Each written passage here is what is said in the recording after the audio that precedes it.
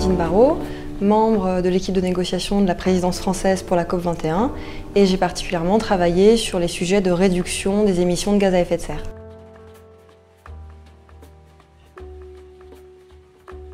On s'attendait bien évidemment à ce que les journées et les nuits soient longues parce que le sujet est d'importance et puis que les négociations se poursuivent maintenant depuis quelques années.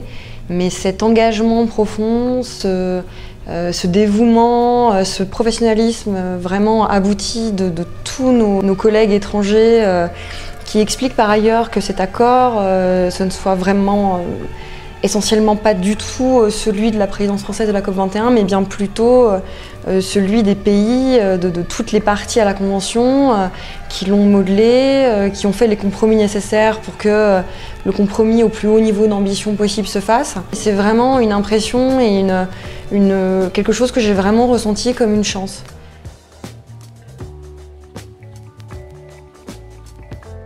Ce moment où Laurent Fabius,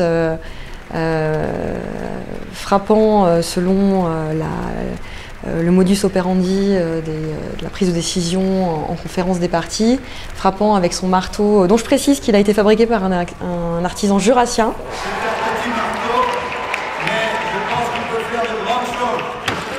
Et donc là, tout de suite,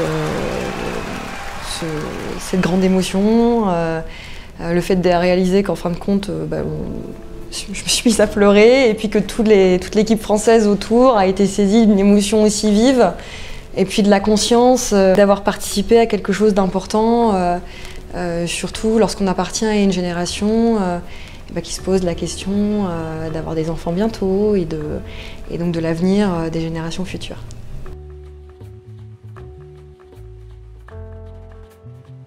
L'année 2016 va être aussi importante que l'année 2015.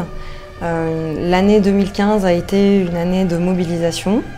L'année 2016 sera véritablement celle du lancement de la mise en œuvre.